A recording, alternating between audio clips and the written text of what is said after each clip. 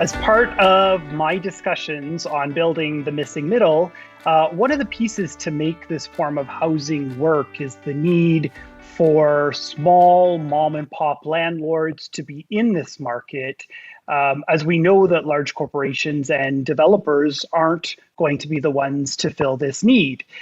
So today I'm speaking with Kayla Andrade from the Ontario Landlords Watch to discuss what it's like to be a landlord in Ontario, particularly as it relates to building the missing middle. Kayla, thank you for your time today.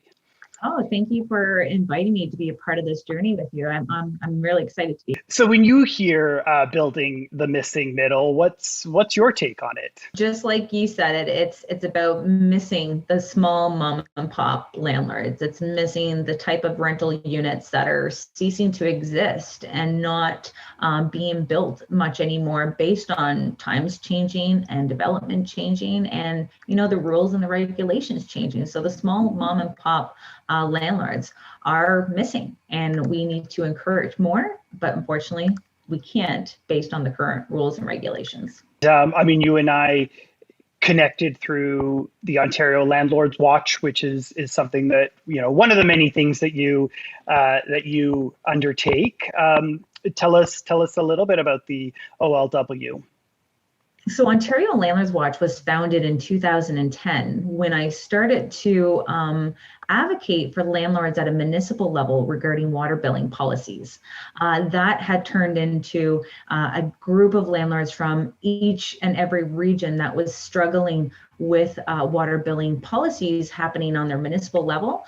So we decided to form everybody together on a Facebook group, and we not only talk about municipal policies, regional policies, but we also really talk about the issues of facing landlords at a provincial level, and most importantly, we talk about the solutions that we can create together as a team. And the group's members consist of landlords, property managers, real estate agents, and even paralegals. So it's about bringing people together to really work as a team so that we can create a better housing system for good landlords, good tenants, and taxpayers. So when we think about the missing middle, who are you seeing getting into either investing or owning, those small multi-unit residential properties? It's going to be the small mom and pop. It's people who still have a full-time job. It's people who were renting and now they could be looking into that as a first-time home buying. But in reality, we have more landlords really leaving their rental units that are single-family homes and townhouses and condos right now because our market is so hot. And that's what's really encouraging them to leave, is that the market is hot and that the rules and the protection for landlords are not there, and they're getting worse. So this is why we're seeing a mass exodus, if you look at it. But what is that mass exodus when you look at landlords just slowly getting rid of their rental property because of the concept that they have capital gains? So we actually we're trying to encourage more landlords to get into the industry, but sadly we see more leaving. So we have a huge problem that we're really trying to address as the stakeholders, and we're really trying to work ourselves being very involved with our elected officials, because they're doing a lot of changes by not listening to the people who have their boots on the ground. So what do you think some of those challenges are of being a small landlord in Ontario? The major challenges that landlords, especially in Ontario, are faced with is how broken the landlord and tenant board is in Ontario. The Ontario Ombudsman is actively investigating the Social Justice Tribunal, the Landlord and Tenant Board, for their delays and not being able to give the clients access to justice. And then we have the Residential and Tenancy Act. It does not protect the landlords, and it's very contradicting and really causes the Landlord and Tenant Board to have a very hard time adapting those new changes into the Landlord and Tenant Board. Then we have municipal policies such as the water billing, such as the landlord licensing, short-term rentals.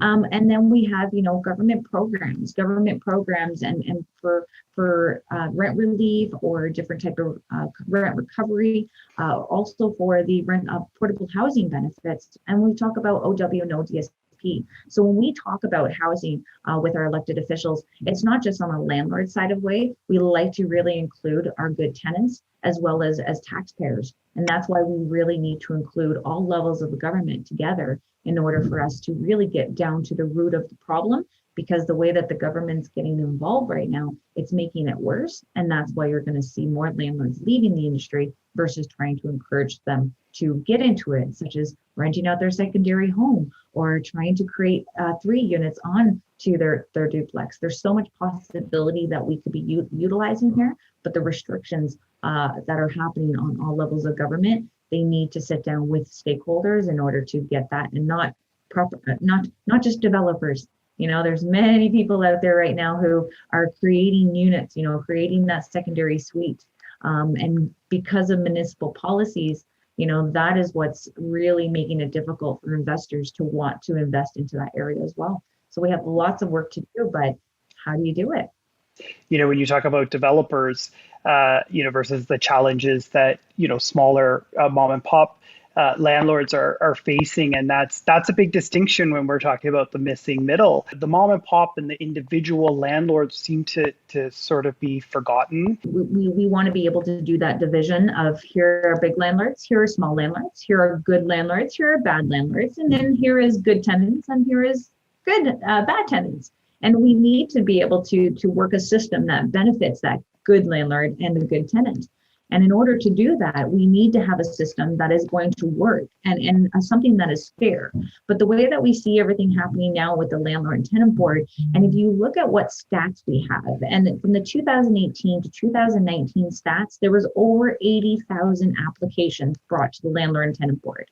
And over 73,000 of those applications were landlord applications.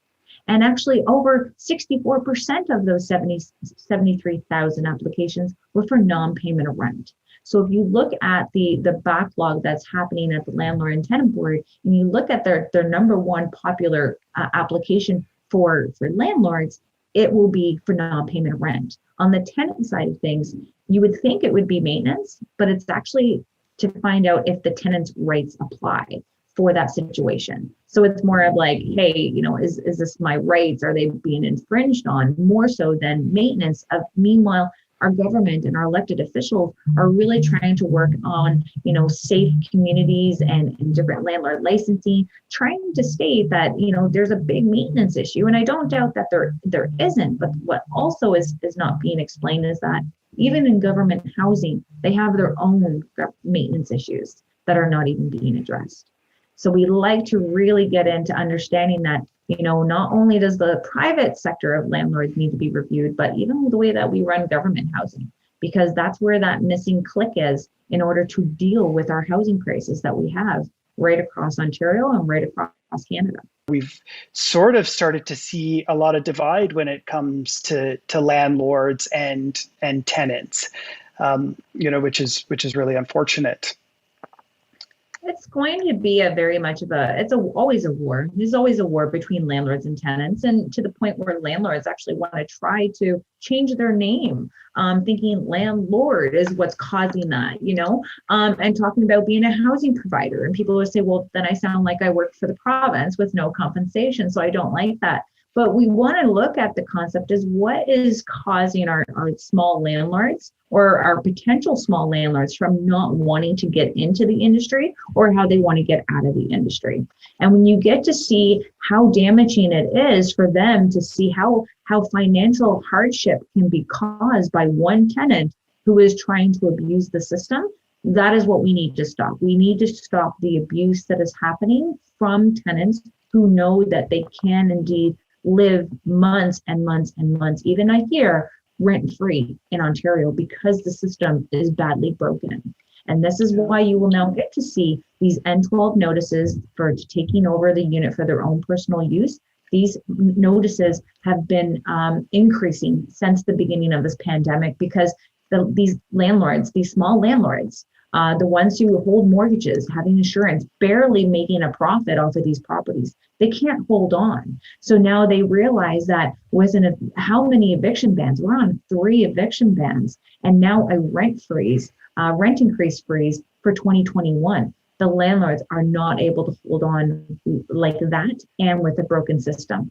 So, okay, we've talked a lot about some of the challenges and the frustrations of being a landlord, but there's also some benefits. What are some of the benefits that you would see out there as someone, that might want to get into the market of being a landlord? The benefits of being a landlord, like this is what I've known. I've been a landlord for 18 years, and because of that, we're able to own, we have 11 doors altogether, or I'm counting, or yeah, 11 doors altogether. And this is coming down from us being able to do it with 4 kids. We have 4 kids. So, and I'm me not working, it's great income that we were able to, but we bought at the right time. Buying in this market right now for me, not the greatest. But if you look at getting someone into the rental market and having themselves into a rental unit that they rent themselves and renting out rooms and living with roommates, that's that stepping point of getting someone into being a landlord, or buying your first single family home, a duplex or a bungalow, and getting that person into your basement. There's always that great way of being an investor, and you're getting that secondary income. And that is what really good. But there is a lot of challenges and there is a lot of risk. So anyone who's wanting to get into the real estate industry, you really need to do your homework. It's not just about here's the property, this is where it's located, here's the numbers, these numbers work. You need to make sure that you have proper management and knowing how to handle each dispute. Because any dispute that comes from your rental unit, it could cost you a lot of money, not just on a landlord and tenant board level, but it also could cost you on a human rights level. If you do something that is against, your tenant's human rights, there's no guideline, there's no maximum of what you could be charged with. So this is why we have to be very careful and really understand that real estate is a business and you need to have your rules and procedures in place. And besides that, it could be a really good thing for you, for your family, being able to provide that secondary income. What do you think is needed in order for people to want to own and invest in missing middle type properties? So that's a big question there. So what's going to really, for my recommendation would be that all levels of government need to come together with stakeholders. It needs to be constructed where you have a council, you have a committee, you have subcommittees. You narrow these issues down into these subcommittees where everyone takes a task and you bring it back to the main group because there's so much that needs to be adjusted, and it should be adjusted almost simultaneously so that we can work it together. Because if you do one change, it could really affect a certain group of people at the same time. So it has to be simultaneously. For right now, we do need the RTA changed. It does need to be reviewed. It has to think with small landlords in mind, and it also needs to have the landlord and tenant board. Number one is having the landlord and tenant board operating and providing justice to where justice is due. Justice delayed is justice denied, and that's what's happening here in Ontario. And in order to really encourage landlords to get into these type of investments and to create these type of investments, we need to change the type of respect that landlords are receiving in Ontario, and we need to give them more protection. This is not about giving more rights to landlords and versus tenants. This is about giving protection to the housing providers so that they can continue to keep providing rental units to this market, because every elected official out there will tell you this is a supply and demand issue. And not only that, they said many times before, it costs taxpayers a lot more money to keep people on the streets and in temporary shelters than it does to actually house them. So we need to keep them in their homes. In order to do that, you need to be working with the private landlords. You need to be working with the small mom and pop operations. And we need to have a full revamped system that gives landlords that feeling that it is now time to invest into these type of properties, or to continue to invest in these type of properties, because as we see more landlords exiting, those houses are going for a lot more money, well over asking price, and they're going to feel the effect of this in the coming months. So Kayla, thank you so much. Thank you for taking the time to chat Missing Middle with me today. Thank you for all the work that you do advocating, for this type of housing, both, as you said, for fairness for both landlords and tenants, and bringing awareness to some of the challenges that landlords face in this market. Really appreciate the time, and always love chatting. Thank you so much for having me. I enjoyed it, and I can't wait to see the type of changes that we can do by just talking about the issues and bringing our solutions to the right people.